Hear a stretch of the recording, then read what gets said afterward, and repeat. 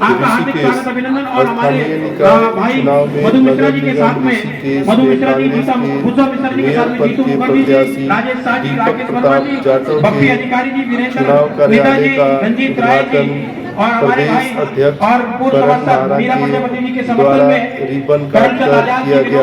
इस अवसर पर भारी संख्या में लोग उपस्थित थे। प्रदेश अध्यक्ष का जोरदार स्वागत किया गया। मौके पर भारी संख्या में कांग्रेसी नेता उपस्थित थे। आप सब लोगों का समर्थन लगातार पहले दिन से कमलेश जंगवाल जी, हमारे आदरणीय भाई बड़े भाई सोती जी, महेश सोती जी, हमारे बड़े भाई शर्मा जी, मैं सबका स्वागत करता हूँ। आदरणीय अशोक शर्मा जी, भाई हमारे हिंदू संगठन के बहुत नेता हमारे भाई रघु भटनागर जी, आपका भी स्वागत अभिनंदन। मैं अभी जो ज्वाइनिंग कर रहे हैं उनको मैं बुलाऊंगा, वो आए अपने साथियों के साथ में। और आदरणीय अध्यक्ष जी, जिला अध्यक्ष जी, प्रदेश अध्यक्ष जी, उनको यहाँ ज्वाइनिंग कराएंगे। जरा आ जाए, जरा पटके दे दो भैया, नीचे यही से दे दो पटके दे दो। तो 36 से आते हैं, आ जाओ। भूपेंद्र राणा जी को पहले सबसे पहले बुलाऊंगा, भूपेंद्र राणा जी को।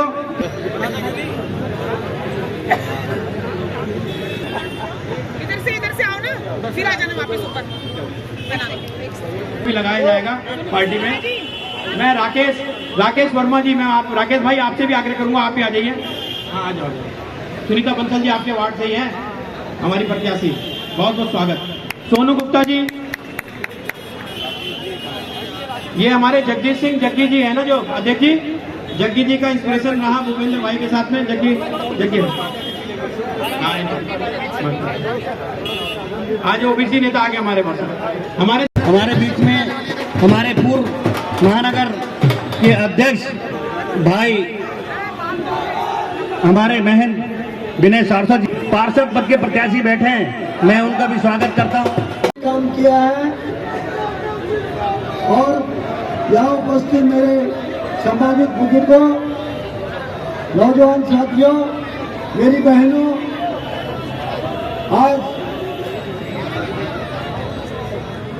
आज ऋषिकेश को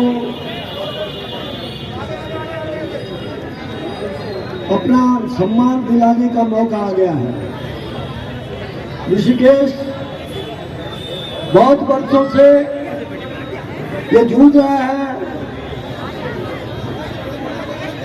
जहां पार्किंग नहीं है, जहां हमारी व्यापारी भाइयों के लिए जो सुविधाएं होनी चाहिए वो नहीं है। और 5 साल का जो कार्यकाल रहा बीजेपी का, और पूरे प्रदेश में भारतीय जनता पार्टी का कार्यकाल आप देख रहे हैं, कितने अरबों खर्च। क्योंकि बंगाली भाषा से हैं, वासी हैं, तो बोलते हैं नमस्कार, नमस्कार दादा।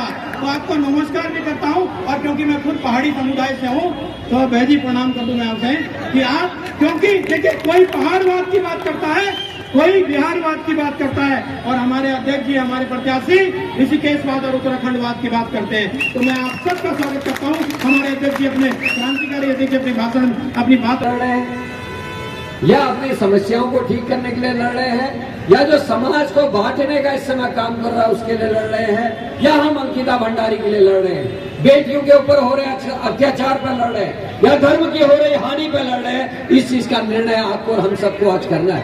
अगर यहाँ आज प्रदर्शन भी किया, मेरे अपने सीनियर्स को भी, आज बहुत सारे गंभीर प्रश्न हमारे बीच में। ये प्रश्न इस बात का नहीं है कि कांग्रेस का प्रत्याशी जीतेगा या हारेगा, ये इस बात का प्रश्न है जो हमारी बहनों ने आंदोलन किया था, अंकिता भंडारी को न्याय दो, उस अंकिता भंडारी को न्याय मिलेगा या नहीं मिलेगा, ये इस बात का क्वेश्चन आज आपको बीच में छोड़ के जा रहा हूं। आज भी वो वीआईपी कौन है, भारतीय जनता पार्टी का कौन बड़ा नेता है, वो आज भी पता नहीं। और हर किसी के मन में है कि हमारी गढ़वाल की बेटी का अपमान करने वाले, हमारी गढ़वाल की बेटी की हत्या करने वाले उस व्यक्ति का नाम हमको पता होना चाहिए। यही नहीं है, प्राणियों का कल्याण हो, सब में सद्भावना हो, हमारा धर्म हिंदू का कल्याण हो, मुसलमान का कल्याण हो, पंडित का हो, ठाकुर का हो नहीं कहता। हमारा धर्म कहता है प्राणियों का कल्याण हो। हम नदियों की पूजा भी करते हैं, हम पर्वतों की पूजा भी करते हैं, हम गौ माता की भी पूजा करते हैं, तो पक्षियों की पूजा भी करते हैं और देवताओं की भी पूजा करते हैं, मां प्रकृति की पूजा करते हैं। तो जो लोग देश को धर्म के नाम पे बांट रहे हैं, जो लोगों को नागरिक न मानते हुए धर्म जाति के आधार पर बांट रहे हैं, नफरत फैलाने का काम कर रहे हैं, आइए हम सब मिलकर देश को एक सूत्र में बांधे ताकि सारी बहनें सुरक्षित हो, किसान सुरक्षित हो, हमारी नौकरियां सुरक्षित हो, हमारा घर सुरक्षित हो। आज कौन मां अपनी बेटी को नौकरी करने भेज सकती है? जिस मदद करनी है। देखिए कई किस्म के आरोप लगते हैं, लेकिन मैं आप सबसे कह रहा हूं टिट फॉर टैट एक शब्द है और दवाई हमेशा कड़वी होती है। और इस समय मंत्री जी की दवाई के रूप में मुझे दीपक ही दिख रहा है, जो लड़ भी सकता है, भिड़ भी सकता है और किसी भी हद तक जा सकता है। ऐसे मजबूत साथी को जिताकर आपने मंत्री को एक संदेश देना है कि तेरी जमीन खिसक चुकी है, कांग्रेस एक है और हम अपने उद्देश्यों के लिए भाई दीपक को जिता के भेजें। मैं आपको वादा कर रहा हूं ये धुरंधर मिलेंगे।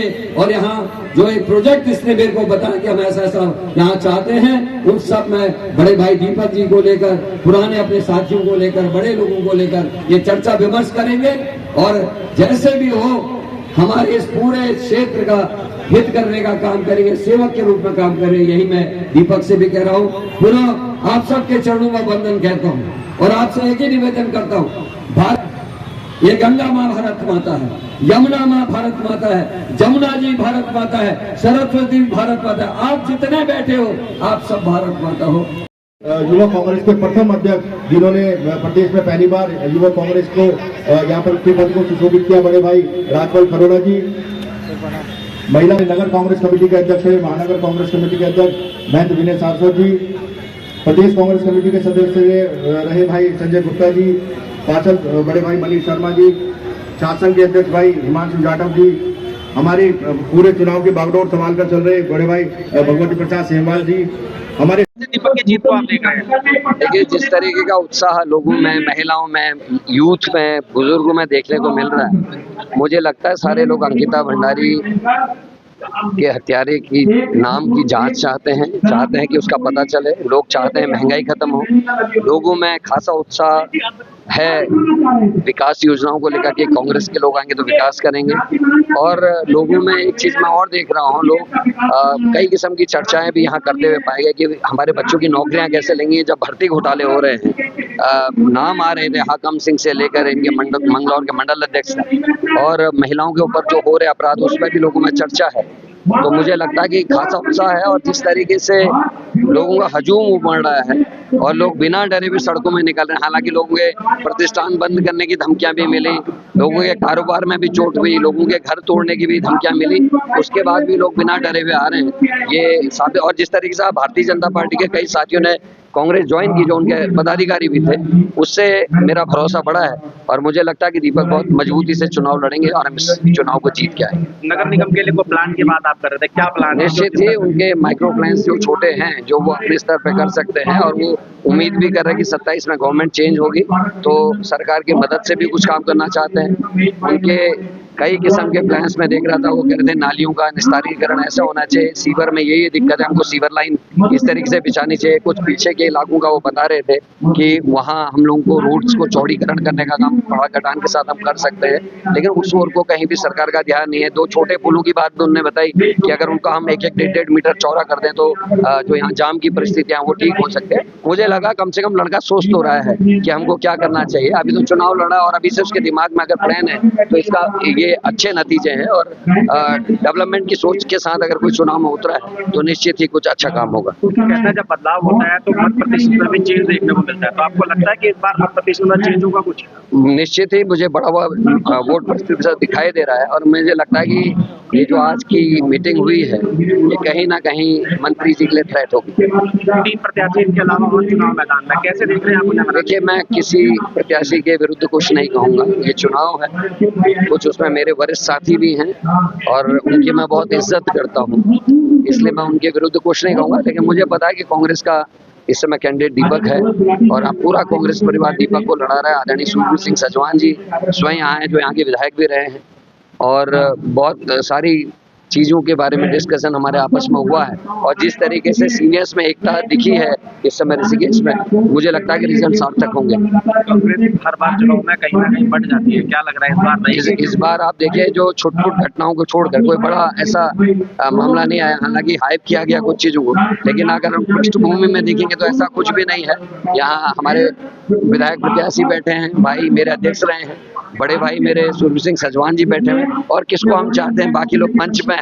कांग्रेस एक है, संगठित है, और ये शुरुआत है। और देखिएगा 27 में यहाँ से हमारा विधायक भी जीत जाएगा। 40 वार्ड में तो सुना है, कुछ वार्डों में तो प्रत्याशी भी नहीं है। 40 वार्ड में तो कुछ प्रत्याशी नहीं है कांग्रेस के। देखिए, कभी कभी ऐसा होता है, कहते हैं कि to win a war you must lose some battles. तो ये राजनीतिक अपने अपने तरीके हैं, और रणनीति के तहत जो भी कांग्रेस ने ठीक समझा वो किया। देखिए, ये संगठन सोचेगा। मैंने कहा ना, ये राजनीति है।